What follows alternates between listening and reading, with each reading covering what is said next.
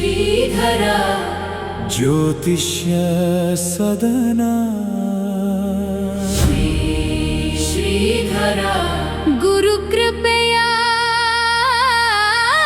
ಪವಿತ್ರ ಸದನ.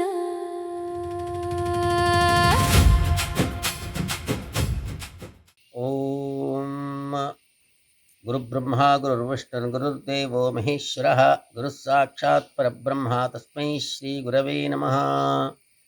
ನಾನು ಕೃಷ್ಣ ಭಟ್ ಯಲ್ಲಾಪುರ. ಇಂದು 10/7/2026 ಇಸ್ವಿ ಶುಕ್ರವಾರ. ಭರಣಿ ನಕ್ಷತ್ರ ಮೇಷರಾಶಿಯಲ್ಲಿ ಚಂದ್ರನ ಸ್ಥಿತಿ ಇದೆ. ಮೇಷರಾಶಿಯವರಿಗೆ ಇವತ್ತು ವಿಶೇಷವಾಗಿರತಕ್ಕಂಥ ಮೃಷ್ಟಾನ್ನ ಲಾಭ ಇದೆ.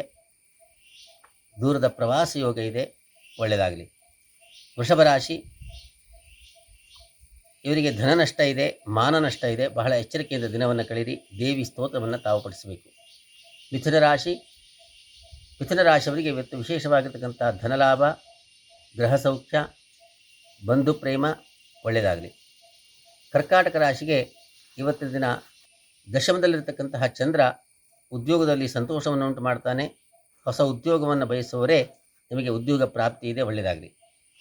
ಸಿಂಹರಾಶಿ ಇವರಿಗೆ ಇವತ್ತು ಕೂಡ ಆರೋಗ್ಯದಲ್ಲಿ ವಾಹನ ಚಲಾಯಿಸುವಾಗ ಎಚ್ಚರಿಕೆಯಿಂದಿರಿ. ಮೃತ್ಯುಂಜಯ ಸ್ತೋತ್ರವನ್ನು ತಾವು ಪಡಿಸಬೇಕು. ಕನ್ಯಾ ರಾಶಿಗೆ ಇವತ್ತು ಶನಿ ಸಪ್ತಮದಲ್ಲಿರತಕ್ಕಂತಹ ಸಂದರ್ಭ ಇದೆ. ಅತಿ ದೂರದ ವಿದೇಶ ಪ್ರವಾಸ ಯೋಗ ಇದೆ. ಬಹಳ ಎಚ್ಚರಿಕೆಯಿಂದ ತಾವು ಪ್ರವಾಸವನ್ನು ಮಾಡಿಕೊಳ್ಳಿ.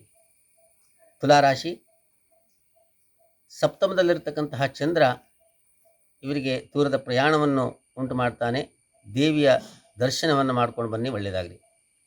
ವೃಶ್ಚಿಕ ರಾಶಿ ಇವರಿಗೂ ಇವತ್ತಿನ ದಿನ ಮನಸ್ತಾಪಗಳ ಒಂದು ಬಾಧೆ ಇದೆ. ಮಾತಿನಲ್ಲಿ ಹಿತವಿರಲಿ, ಒಳ್ಳೆಯದಾಗಲಿ. ಧನುರಾಶಿ ಪಂಚಮದಲ್ಲಿರತಕ್ಕಂತಹ ಚಂದ್ರ ಮಕ್ಕಳಿಂದ ಸೌಖ್ಯ ಇದೆ, ಒಳ್ಳೆಯದಾಗಲಿ. ಮಕರ ರಾಶಿ ಚತುರ್ಥದಲ್ಲಿರತಕ್ಕಂಥ ಚಂದ್ರ ಗೃಹ ಸೌಖ್ಯವನ್ನು, ವಾಹನ ಸೌಖ್ಯವನ್ನು ಇವರಿಗೆ ಉಂಟು ಮಾಡ್ತಾನೆ, ಒಳ್ಳೆಯದಾಗಲಿ. ಕುಂಭರಾಶಿ ಸಹೋದರ ಸಹೋದರಿಯಿಂದ ಇವರಿಗೆ ಕಿರುಕುಳ ಇದೆ. ಮಾತನಾಡಬೇಕಾದರೆ ಎಚ್ಚರಿಕೆಯಿಂದಿರಿ, ಒಳ್ಳೆಯದಾಗಲಿ. ಮೀನರಾಶಿ ಇವರಿಗೆ ವಿಶೇಷವಾಗಿರ್ತಕ್ಕಂಥ ಧನಲಾಭ, ಕುಟುಂಬ ಸೌಖ್ಯ ಇದೆ, ಒಳ್ಳೆಯದಾಗಲಿ. ಸರ್ವೇ ಜನಾಃ ಸುಖಿನೋ ಭವಂತು, ಸಮಸ್ತ ಸನ್ಮಂಗಳಾನಿ ಭವಂತು. ಓಂ ಸ್ವಸ್ತಿ. ಶ್ರೀಧರ ಜ್ಯೋತಿಷ್ಯ ಸದನ ಶ್ರೀಧರ